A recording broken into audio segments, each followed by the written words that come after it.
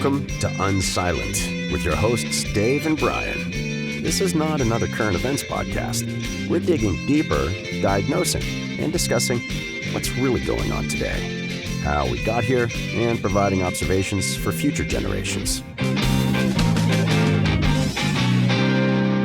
Welcome to Unsilent. We're Brian and Dave.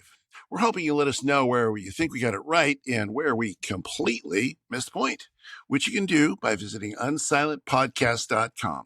So let's get into it. What should we talk about today, Brian?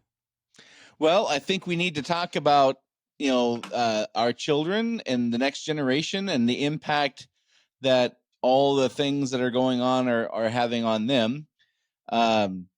This is you and I are the first generation whose children or the generation who comes after us will have a shorter life expectancy than us. Yeah. Less economic positive outlook or prosperity being forecasted. Less freedom for sure. Yep. There's a number of things that are pretty good. I don't know. I'd call them significant indicators. And I've got a couple of things we'll talk about with teen suicide and stuff like that. But fairly significant indicators, I would say, to tell us that we're heading down the wrong path with our kids.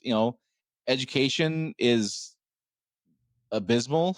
So I don't know. I think we just need to kind of unpack that and explain to Kenny G. And for those of you who don't know who Kenny G is a person who's living, 70 years from now as we record this in 2023. He'll be a middle-aged adult around the year 2090. That's who we're talking to, is explain what this moment in time is like, which you can also help us do by commenting on our Rumble videos or going to unsilentpodcast.com. But explaining to Kenny G what it's like for guys like me and Dave and to see this going on and not really see a whole lot of angst about it. Well, and especially in America. I mean, America has always been a positive, hopeful, our best days are ahead. Presidential candidates and presidents and other people are always fond of quoting, or of saying our best days are ahead. And to have so much of the country, and in particular youth, not believing that is a difference in outlook and personality for the country than we've really ever had before. I mean, there were dark days in the 20s and 30s with the Great Depression. But generally speaking, since World War II ended, it's been a hopeful, aspirational country. But now, another one you didn't mention is that in surveys about youth concern about climate change, there's more than half are either thinking that we're not going to survive or that it's a possibility that we won't survive, maybe or probably won't survive. If half your youth think that because of an environmental issue, and it's an issue, that we might not survive as a species. Yeah. That's a big downer. So there's a lot of things on a lot of different fronts that are pointing us in this direction. Yeah. So let's talk about that for a second. I hadn't really thought about that, but I'm of the age where we were kind of coming out of this nuclear war, like the frenzy of being concerned about all dying in nuclear war. Like I didn't really do the under the desk drills. I missed that by probably 4 or 5 years. Right. So I would say my age cohort is probably the first that didn't have that. And if you go back in time, like since World War II, that not long after that, I mean, 1950, 1955, somewhere in there is where all that really started getting wound up. Right. Before that, there was obviously the fear of the Germans and the Japanese, because the Italians taking over the world, the axis of evil. Yep. Before that, you had World War I and significant medical issues that people were afraid of. Polio and pandemic. Yeah, the 1918 whatever, but just illness. Like there were significant illnesses that they worried about that I never had to worry about, and you never had to worry about. Yep. Go back to the 1800s. I depending on what part of what we now call the United States, depending on what part you lived in, like there was parts that were pretty unsafe, Oh, outside your little absolutely. town or your little maybe Yeah. county that were kind of that were just wilderness and just unsafe because there was a lot Yeah. of warring factions and tribes. And but going back before that, again, just the lifespans were shorter. So my Right. question, I guess my point is, and I'll ask you, do you think that we always have just generally had a fear growing up of something's going to kill us, whether it's illness or nuclear war or now it's the climate? It kind of feels to me like that's just a thing that's always going to happen or always has happened. Well, I think there's two things really, Brian. I think there's always that existential threat of something that's out there to kill us. Yeah. So, yeah, like you say, the nuclear war, or I mean, but look, Leave It to Beaver came up during during the time that we were under threat of Soviet Right. destruction, of Yeah. mutually assured destruction. So the question isn't necessarily is there a major threat. And the question is, how do we deal with that? How do we, as a society, as a culture, address that? So if you look at the '60s, if you look at the '70s, the '50s, I would say that there were greater threats in those days Yeah. than we probably face now. I mean, there's some big threats in the world. There's Iran, there's North Korea, there's Putin, there's Right. plenty Right. Right. of threats, but I don't know that they're I don't know. You got an necessarily. 80-something-year-old guy with his finger on the button. I'd call that a threat. Yeah, well, there are some, and see, this is the thing. There are objective threats, and there always have been objective threats. I think the Yeah. question, and in fact, if we go back to the Civil War era or before, the place I'm sitting right now in Tacoma, Washington, yeah, there's homeless folks walking up and down the street, and there's some prostitutes out there, and all these various and sundry things. But in general, I'm in a super, super safe place Right. compared to any other time in human history. Even in in the 1800s, you walk outside your door in a civilized town, and maybe you're going to get you're going to get challenged to a gun battle. I mean, it's Yeah. A unlikely. duel. I might Yeah. get shot in a drive-by shooting out here, but I probably Right. won't get charged to a gun battle. So objectively speaking, and this is the thing that I think is fascinating, and the thing that, again, for Kenny G's sake, talks about the mood of the time that we're in. I mean, objectively speaking, we're in a great time, but the mood is horrible. The mood Yeah. is just completely unraveling, and we're all going to die, kind of thing. Right. So I think that's what's interesting. Yeah. Yeah. So I would agree that all through history we've had things to be afraid of, and legitimate Yeah, things, not yeah, BS things. During the Cuban Missile Crisis, that was a significant thing to be afraid, and for real, it wasn't like absolutely. BS. Yeah, And there was illnesses all through human history that the plague is no right. small example of. Like, we just wipe out lots of people. Yeah, I think that like you're saying, though, the difference is how we're telling our youth to cope with that. right, Before, it was yes, and let's go live the best life we can anyway. right. And now Exactly. it's, why bother trying to have a family? Why bother try to be happy and find the love of your life and your soulmate and all these, more romantic things, but also Right. pragmatic things? Why bother living? In some cases, why bother getting a good education? Why bother Sure. bettering yourself if we're all going to die? And that is a very different tone than I've ever experienced. I've not ever Absolutely. been around people who grew up with that kind of direction coming from parents, teachers, Yeah. What we now call influencers, but there's always been media people or Hollywood socialites or whatever Sure. telling people how to live. But the idea of Shirley Temple telling people to just why bother because we're all going to die of Right. nuclear holocaust, that seems ludicrous.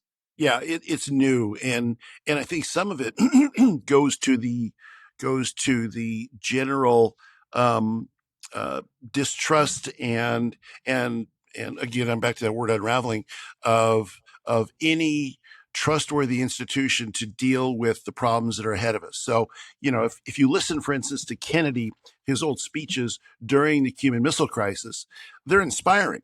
I mean, Yeah. yeah, we were between. So I think wasn't it Khrushchev? I think it was Khrushchev on the other side and Kennedy on this side. Both their fingers on the nuclear button, blockading Cuba, missiles coming in. I mean, we were that close to nuclear war. But Yeah. to listen to Kennedy speak at that time, it was inspiring. You know, I mean, there's Yeah. plenty of things about Kennedy I'm not Sure. thrilled about, but it was inspiring. And so today, but what we have today is we have. Not only do we have problems, but we have institutions that are essentially failed at inspiring us to believe that we can overcome these problems, whether Yeah. it's governmental institutions or faith institutions or you know leaders in industry or media, etc.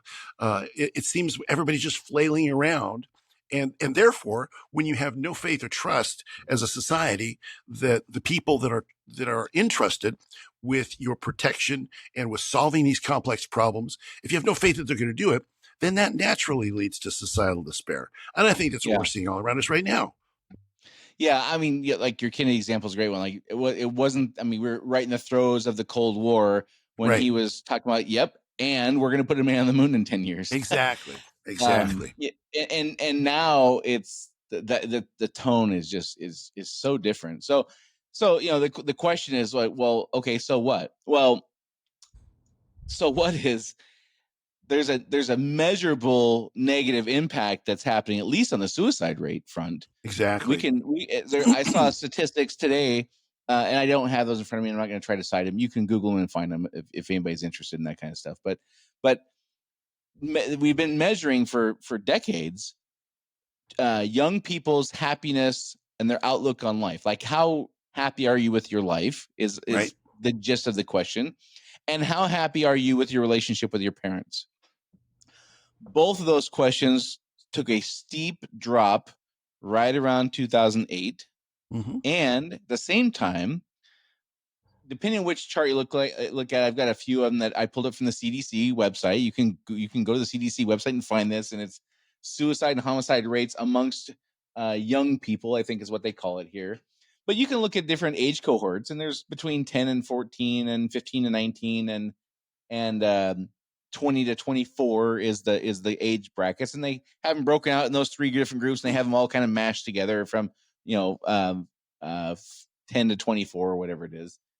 And it's the suicide homicide rates among youth and young adults is what they call it. So things are clicking along pretty normal, and then all of a sudden, normal not being good, like any is bad, obviously, but Sure. there's a noticeable uptick that begins around 2008.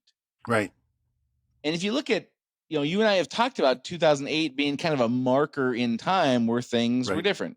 Now, Yeah. I'm not going to say that it's because of who the president was. I don't think Obama did anything specifically that instantly cued more suicide. I'm not saying Right. that at all. Right. However, it's not a coincidence that that's around the time that these ideas and the values shift that you and I talk about a lot really took hold.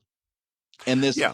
and things like the climate change topic went from, yeah, we should do a good job of cleaning up pollutants and we should do a good job of recycling and keeping garbage out of the oceans.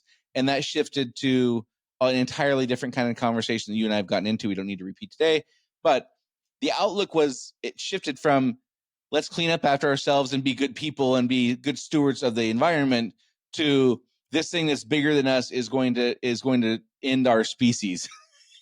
Right. Well, and if you think about it, one of the major things, of course, that happened in 2008 was the GFC, the great Right. financial crisis. So it was the recession, the Great Recession, however you want to call that. So in America, of course, 80 some odd percent of our economy is a consumer based economy. So all of our lives are tied up in the economics of the country. And so Right. when we had a fundamental failure of economics that hadn't happened in multiple generations, in 4 generations, arguably, since the Great Depression, then that sort of undermined the faith in a lot of our major institutions. And so there's that change. At the same time, the government took a much more active role in large part due to that, the bailouts and Right. the government essentially taking over General Motors, and Yeah. shortly thereafter, the government reformulating our medical system. So we had these these twin kinds of things that were happening that essentially undermined our faith as a culture, as a people, in what we had all grown up with since the Great Depression, since the baby boom Yeah. started, since we won World War II.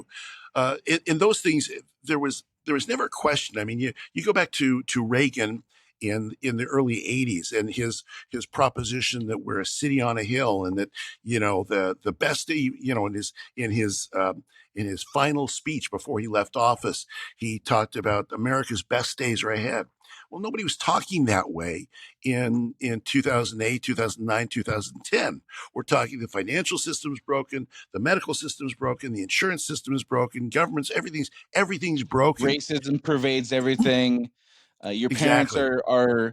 are rubes and out of touch because they don't want you to get gender reassignment and accept you how you are. And yeah, there's all kinds of things that changed. Yeah. Well, and then that naturally leads to where we're at today, and like those suicide statistics that you're reading. You hear about the lifespan in America, like you said earlier at the opening, is is decreasing. I mean, it's always Right. been for the last long period of time. It's been increasing. I Hundreds of mean, we years. Yeah. yeah, it's been on growing, not going backwards. And one of the major reasons, if you look at all of the things that are affecting that, are deaths of despair. So there's the Right. youth, obviously we're talking about, but there's also deaths of despair. Deaths of despair are directly also related to the explosion of serious drug addiction beyond, this Yeah. isn't your father's heroin. This Right. isn't the pot from the 60s.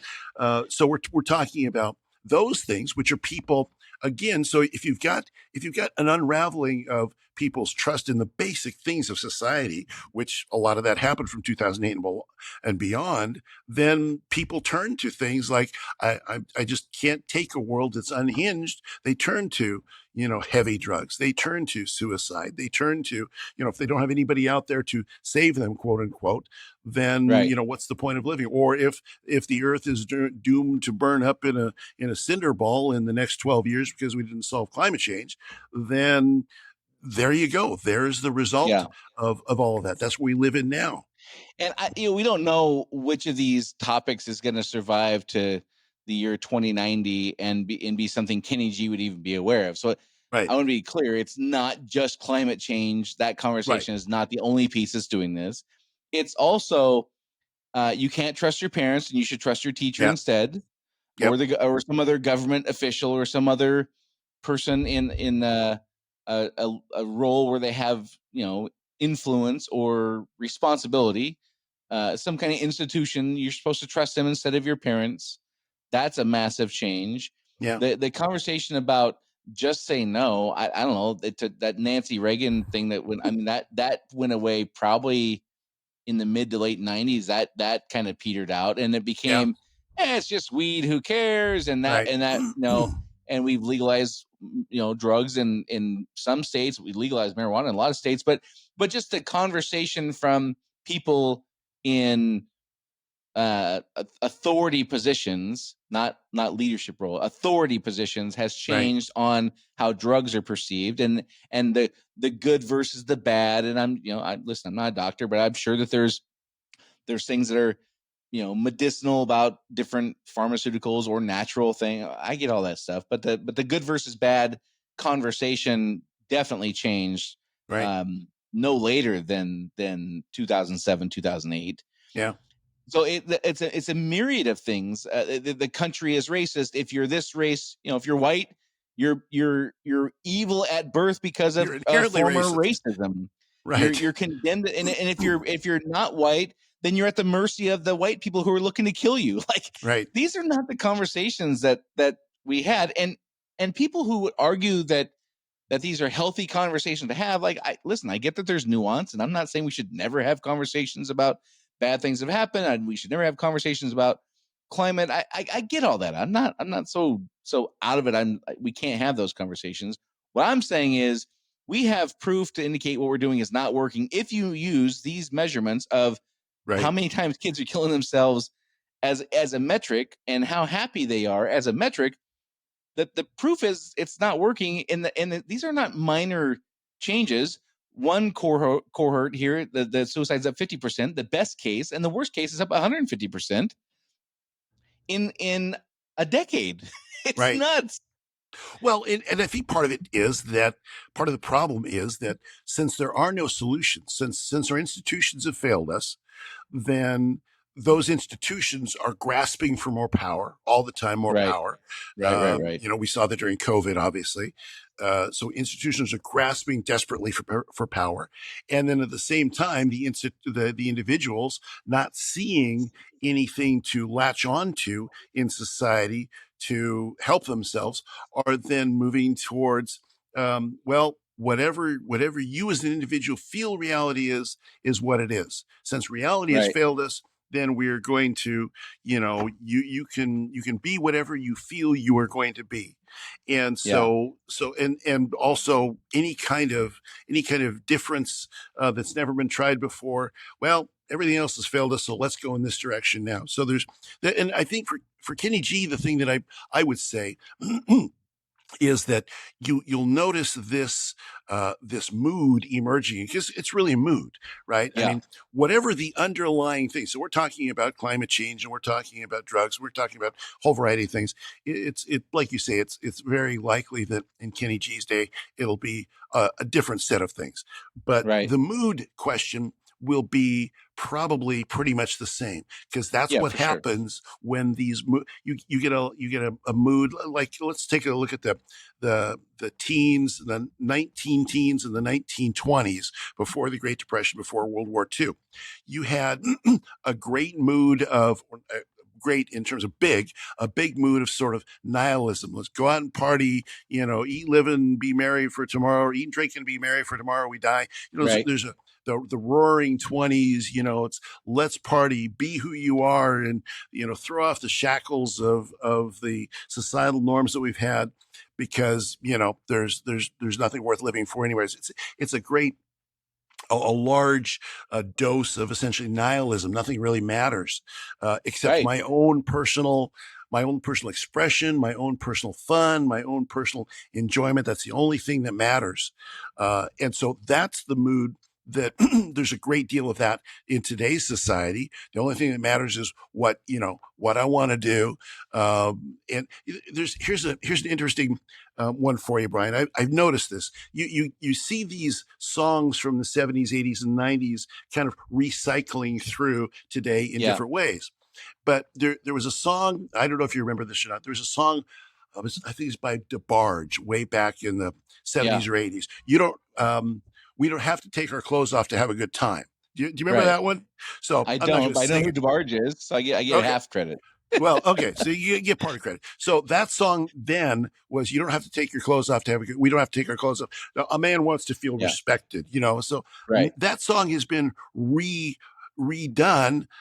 We have to take our clothes off to have a good time, so there's For a real, modern, that's what it's called now. it's just kind of, the lyrics have reversed to Yeah. completely change the message. Now, to me, that it's sort of a canary in the coal mine thing. It's like, in the 60s, they said, if it feels good, do it. But they didn't do anything Right. like what we're doing today. It wasn't Right. anything like that. It was just like, you're going to be a little bit wilder than your parents are, but not like what's happening today.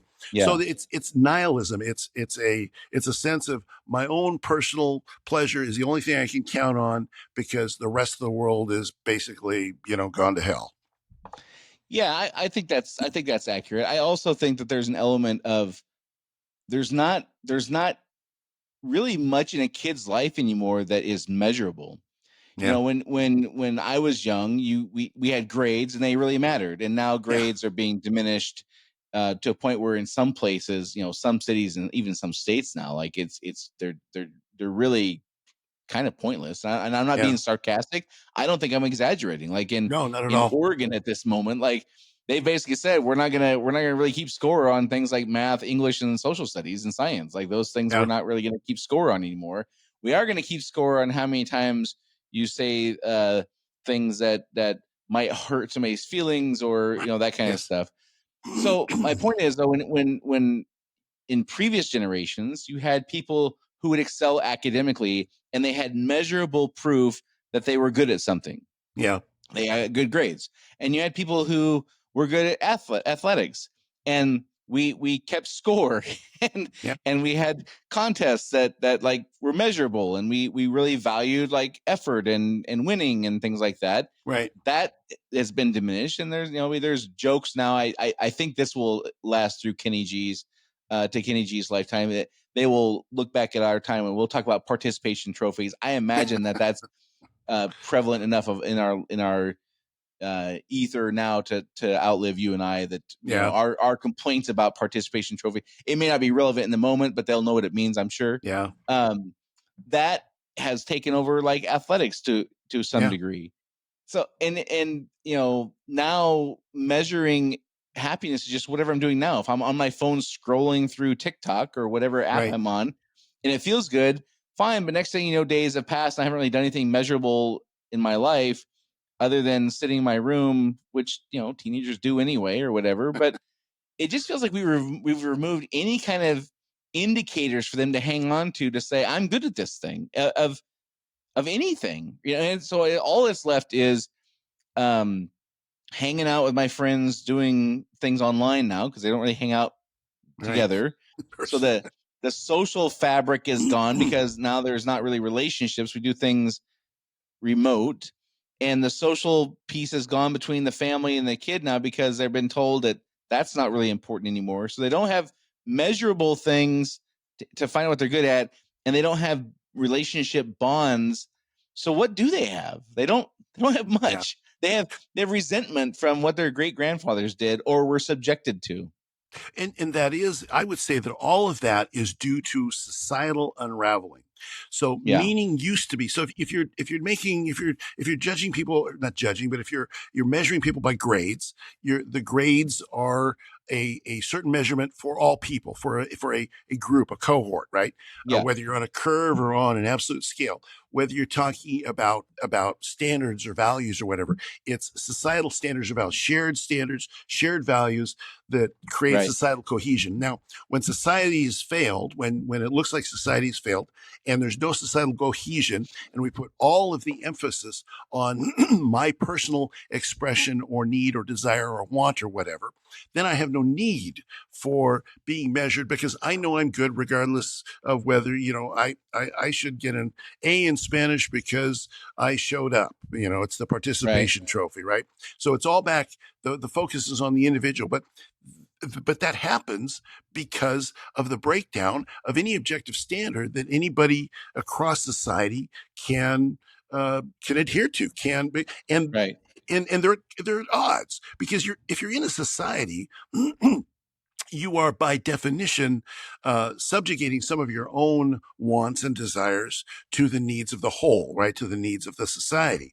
And you're saying that if I don't do as well in this, well, society's gonna recognize that I didn't Yeah. do as well as this, and that's okay. That's not a problem. You're not a genius in this, Dave. It's okay.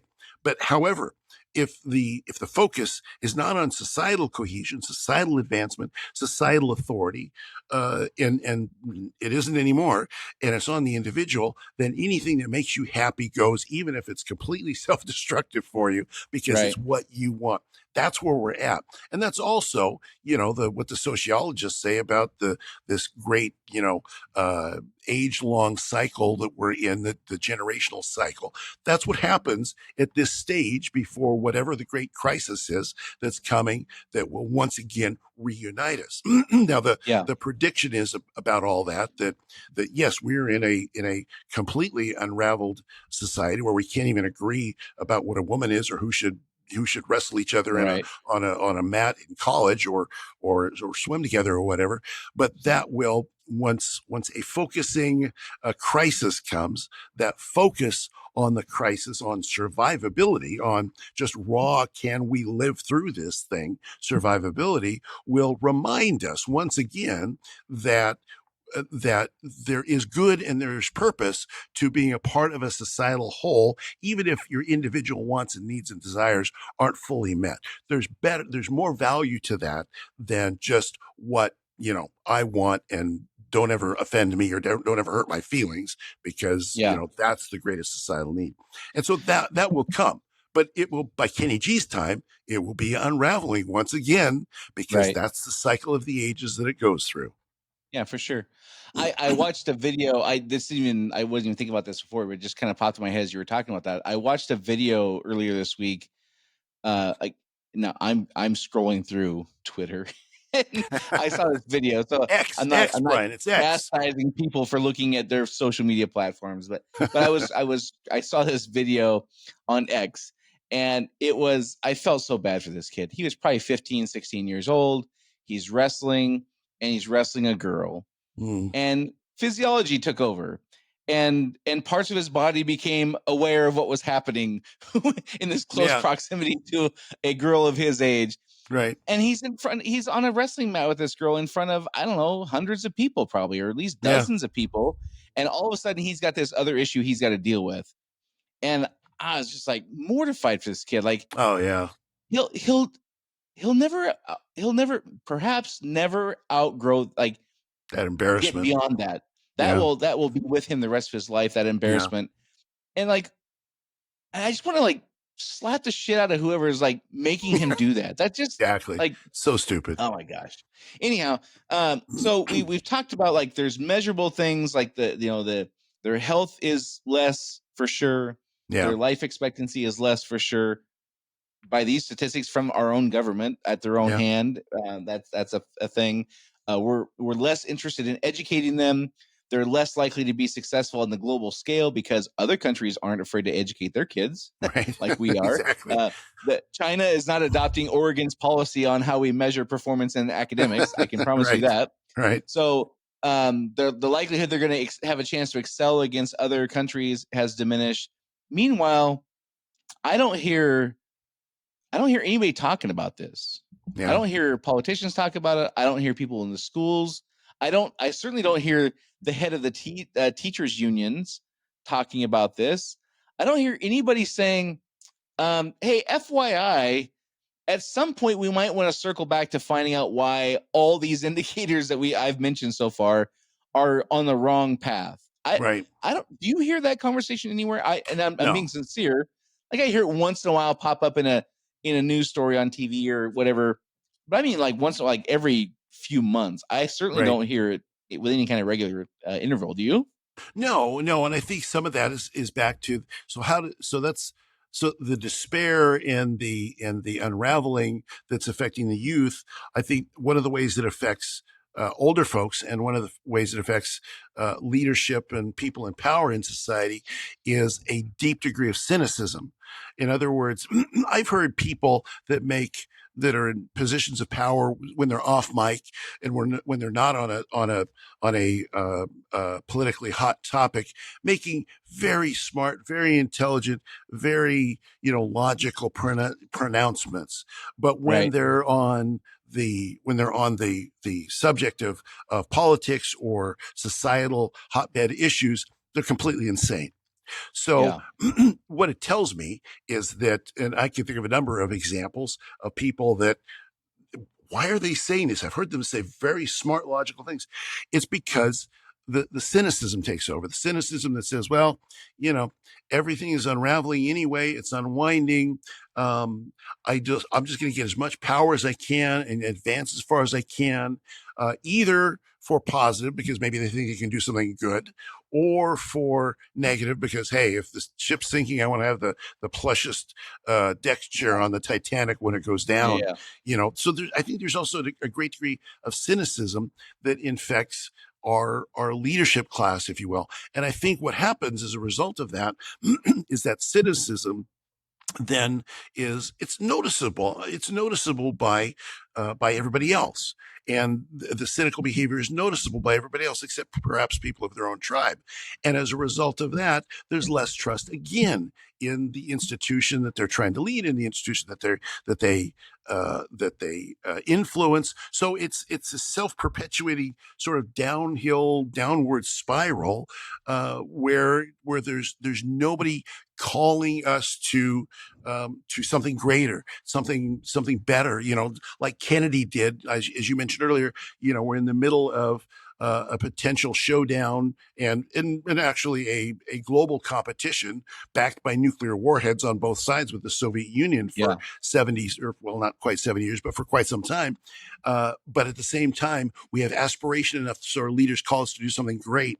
Reagan, facing down the Soviet Union in his day, calling us to something better.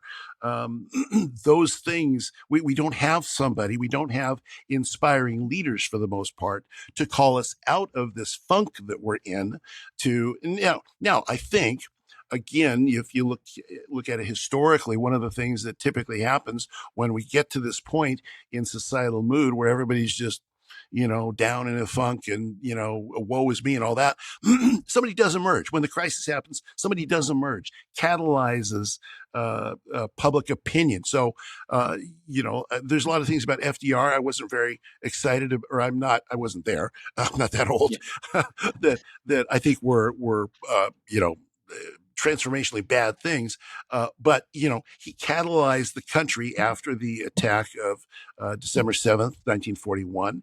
And, we had fireside chats. We had, here's why we're going to win. We had that type of thing happening. And why we should win. Yeah. And why we should win. Why it's our moral imperative to win. It's a moral good for us to win. Now, we didn't want this fight, but here we are. It's a moral good for us to win. And that typically happens. Sometimes a Moses appears, like he did for the Israelites after 400 years of slavery, and catalyzes public opinion and says, no, we don't have to remain in this nihilistic moral funk that we're in. We can move out of that. But that's again why, sadly, for human beings, we need I'll quote Rahm Emanuel, we need don't let a good crisis go to waste. We need a good crisis to reunite us, because we're not going to reunite on our own. I mean, this mood isn't going to go away by us just saying, hey, it's kind of been a bad time for the last, 10, 15 years. It's not going to go away on its own. It needs something to catalyze public opinion, catalyze change. That's not going to be the next president, unless the next president is somebody who inspires us after some horrible, attack or war or something happens.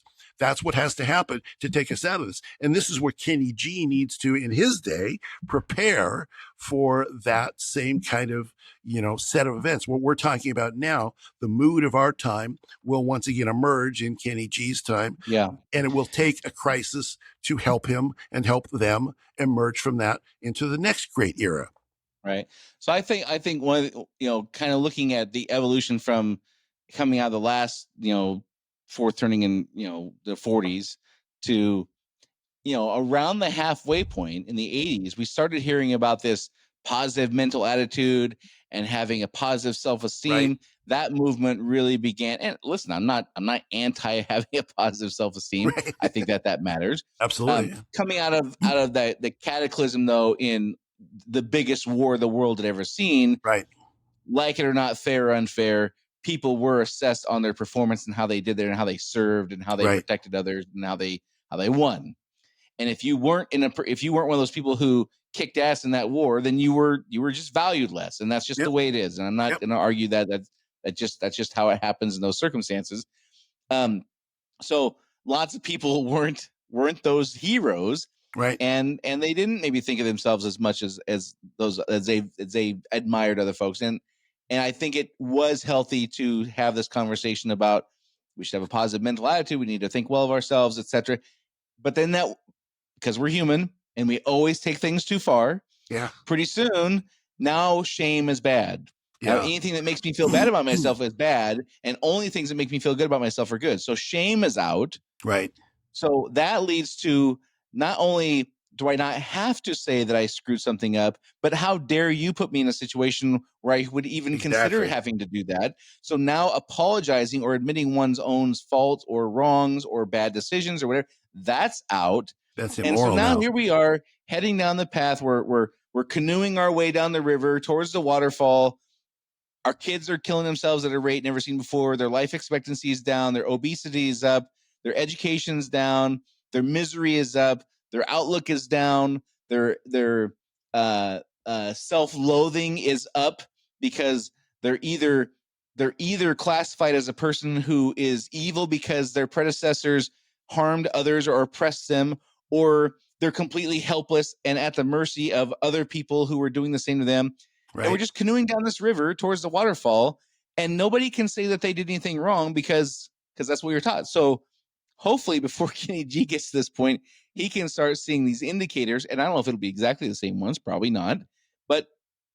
But these things that start out as really good ideas, and pretty soon we've taken them way too far because we're human and that's what we do. Right. And next thing you know, we find ourselves in a situation where even though it's we can measurably see it's doing dramatic, real harm to our own children or the Right. generation that comes after us, nobody can say, maybe we're on the wrong path here. Right. Well, and that's because it goes from societal non-conformity, everybody doing whatever they want. So like in Yep. your analogy of rowing towards the waterfall, everybody's rowing in a different direction. And that's why they Right. can't escape the water. You see the waterfall coming, but one person's going this way, other person's rowing backwards, other person's rowing sideways, other person's waving his oar up in the air. But it feels to me, Dave, like on the I'm picturing like the Harvard rowing team. There's the person in the back steering. Right. It feels to me like the teachers' union's in the back steering, and whatever institution or whatever, somebody is steering it. Is it really happenstance? Is it just we're just so unorganized this is happening, or is somebody keeping us heading and barreling towards that waterfall? It feels like Well, it's at least both to me, not yeah. necessarily one or the other, but Yeah, I think it's both. And I think there's probably there to extend the analogy, I think there's one person at the back of the boat with a bullhorn yelling one thing, another person at the front of the bullhorn, at the front of the boat yelling another thing. And so you've got, but it ends up practically speaking like chaos because you've got yeah. all these different people doing different things. And we see a general decline from that massive conformity right after World War II into the point Yeah. where we get to the 80s and well, not everybody, you get the 60s and people are a little less conforming. You get the hippies and the awakening all that. period. The second turning is the awakening period, which would have Exactly. been in the late 60s for us. And everybody wakes up and says, I don't want to drive my dad's Buick. I want to go get high in Woodstock.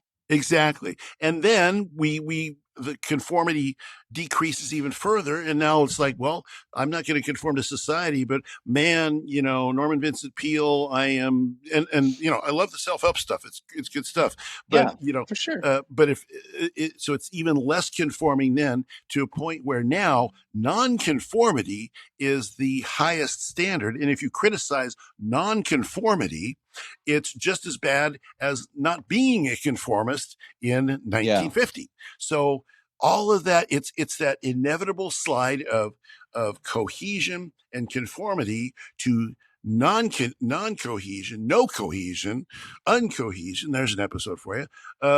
And non-conformity being the only way to conform until conformity for survival purposes is forced on us once again.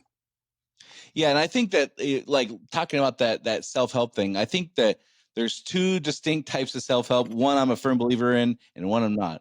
Yeah. One is we are our own worst enemies. We have negative thoughts that really can harm us and slow us down in life, and we should work really hard to have a positive image of ourselves and see ourselves being successful. And that leads to personal responsibility where now I have this, I'm going to go out and do things. Yes. The other version is, how dare you think little of me and you need to change your behavior. Right. That's a different kind of self-help that is now more prevalent and celebrated, I would say, than the old school one that I like, which is, you got to think well of yourself and you have to like get off your butt and go do stuff even when you don't want to, versus, in order to feel good about me, I need to tell you how you need to change. And Right. that is it kind of, not only is that what's leading to nobody saying anything about us heading down this path, but it could be part of the explanation for why these kids are so miserable. Imagine a toddler growing up to age 21, not really having been, their behavior not really have been checked much. Right. Like they just believe that how you go through the terrible twos is how you're supposed to be at 18 or 21. Right. How miserable would that person be? And they probably would be suicidal. I mean, like honestly, like they would be absolutely miserable. They would have no serious relationships and friends. Right. They would having never had to be told no. They wouldn't really. Why would you aspire to anything? You just demand things and throw a temper tantrum when you don't get it, and then you're on to the next thing. And that kind of feels like we're in a sense, kind of what we're doing them is not allowing them to benefit from the parts of society where we're going along and serving others and looking out for others and respecting others is a benefit to yourself. We've Right. kind of And lost that. well, and it's when personal feelings become the pinnacle of life as opposed to Yeah. uh, objective success. So, the first type of self-help that you're talking about leads to objective success, a success Yeah. that's outside of myself that I have gone towards and that I've obtained by doing things, oftentimes things that all the time, a person has done things that they didn't want to do, that are uncomfortable, Right. that are difficult, but they've Yeah. achieved an objective external success reality. Now, if you believe then that your whole self-worth is tied up in your feelings being the pinnacle of success, and then you're going to be miserable because it conflicts with reality. The things that I Yeah. feel like doing are not always in concert with what are good for me or good for the world. They are Yeah. oftentimes in conflict with the world. And so that's where a lot of that misery comes from. It's like, well, why can't I have my temper tantrum and get what I want? You should provide that for me. And Right. you're like, no, I'm not going to provide that for you. I have no interest in doing that. Well, now I'm miserable because the thing Yeah. that I've been told or I've been allowed to believe about my life, that my feelings are the top most important thing. I can never have anybody have a negative sentiment toward me. I can never have anybody think that I'm wrong or that the way I do Yeah. things or the way I live or the way I look or the way I am, you can't shame me, to your point earlier. You can't shame me for this behavior or for this belief or anything like that. And if you do, then you're bad. Well, that leads to depression naturally. It leads to that nihilism, that the world has failed me, and therefore I'm willing to do anything up into including violence. Why are there so many people going out and shooting other people? Why do we have a problem with mass shootings? Well, the world doesn't conform to the way people feel it should, and therefore they don't Right. change themselves. They think the world should change, and when it doesn't, they get violent. And that's why, in my estimation, Yeah. it's one of the reasons. It's complex, but that's one of the reasons Sure. that I think those things happen. Yeah. Well, I would just tell Kenny G, when things that start out as good ideas go too far, and as an indicator of how, again, I compare us oftentimes to our situation to Nazi Germany and always kind of wonder, how could they have let that happen? Right. This is one of our how could we let this happen moments for me, is we have very specific measurable data, not subjective information, objective measurable data saying this stuff is not having a positive impact and nobody gives a shit. And that Right. just it's bewildering to me. I don't get it. So Yeah. anyhow, I think that's a pretty good indication of like how far things have unraveled for us, as you've said earlier. Don't forget, if you think Dave and I are explaining this wrong, we'd love to hear about it. We'd love to have you explain to Kenny G your perspective on this. What part of this are we stating? Which parts are we getting completely wrong? What is the perspective you have to explain to Kenny G what this moment is like as it relates to this topic with kids' happiness and misery and all this kind of stuff? Go to unsilentpodcast.com. You can find out how to do that there. Probably the easiest place is go to our Rumble videos and just comment there. There's a great comment section on there. If you do go to the Rumble thing, don't forget, like and subscribe. It's Dave and Brian Against the Algorithm. And until next time, this is Dave and Brian signing off. See you next week.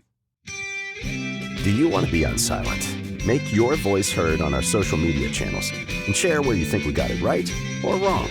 Go to unsilentpodcast.com for social links so you can join the discussion.